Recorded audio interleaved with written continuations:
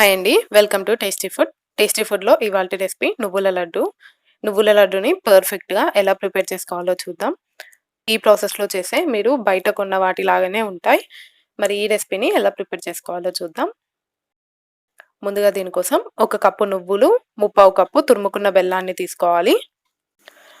వీటిని పక్కకు పెట్టుకొని స్టవ్ మీద ఒక పాన్ పెట్టుకొని మనం తీసుకున్న నువ్వుల్ని ఈ పాన్‌లోకి వేసుకొని మంటని మీడియం ఫ్లేమ్‌లో పెట్టుకొని గరిటెతో తిప్పుకుంటూ నువ్వులు కలర్ చేంజ్ అయ్యి చిటపటలాడేంత వరకి ఫ్రై చేసుకోవాలి. నువ్వులు ఇలా కాస్త కలర్ చేంజ్ అయిన తర్వాత స్టవ్ ఆఫ్ చేసుకొని వీటిని పూర్తిగా చల్లనివ్వాలి. ఇది చల్లారేలోపు మనం పాకాన్ని ప్రిపేర్ చేసుకుందాం. దీనికోసం అదే పాన్‌లో ముప్పావు కప్పు తురుముకున్న బెల్లాన్ని తీసుకొని దాంట్లో హాఫ్ కప్ వాటర్‌ని యాడ్ చేసుకోవాలి. వాటర్ ఎక్కువగా యాడ్ చేస్తే పాకం రావడానికి టైం పడుతుందండి. అందుకే తక్కువగా వాటర్‌ని యాడ్ చేసుకోండి.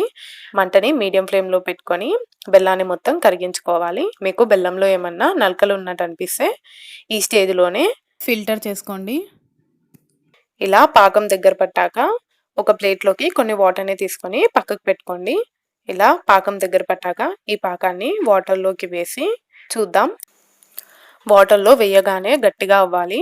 ఇది గట్టిగా అవ్వకుండా సాగుతుంది. అంటే ఇంకా మనకి పాకం రానట్టే. ఇప్పుడు మంటని లో ఫ్లేమ్‌లో పెట్టుకొని మరో 2 నిమిషాల పాటు దీన్ని ఉడికించుకోవాలి.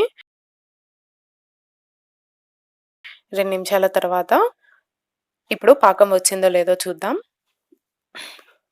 ఇలా వాటర్‌లో వేయగానే గట్టిగా అవ్వాలి.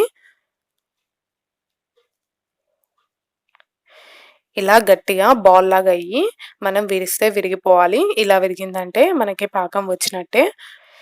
మనం పాకాన్ని ఇలా ప్రిపేర్ చేసుకుంటేనే నువ్వుల లడ్డూలు పర్ఫెక్ట్‌గా వస్తాయి. ఇప్పుడు దీంట్లోకి మనం వేయించుకొని పెట్టుకున్న నువ్వులను వేసుకొని అంతా కలిసేలాగా మిక్స్ చేసుకోండి.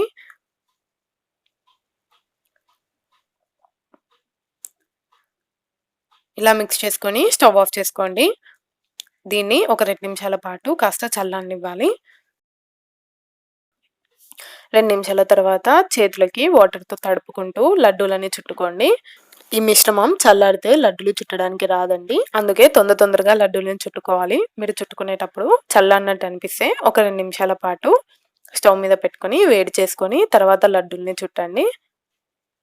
అంతేనండి, మన నువ్వుల లడ్డూలు రెడీ అయిపోయాయి. చూసారా ఎంత ఈజీగా ప్రిపేర్ చేసుకోవచ్చో. మనం షాప్‌లో కొన్న వాటిలాగానే ఉంటాయి. ఈ కొలతలతో మీరు నువ్వుల లడ్డుని చేస్తే చాలా టేస్టీగా ఉంటాయండి. మరి ఈ రెసిపీని మీరు కూడా తప్పకుండా ట్రై చేసి మీకెలా కుదిరిందో నాకు కామెంట్ చేయండి. ఈ రెసిపీ మీకు నచ్చినట్టయితే లైక్ చేయండి, షేర్ చేయండి. టేస్టీ ఫుడ్ ఛానల్‌ని సబ్స్క్రైబ్ చేసుకొని పక్కనే ఉండే బెల్ ఐకాన్‌ని క్లిక్ చేయండి. Thanks for watching.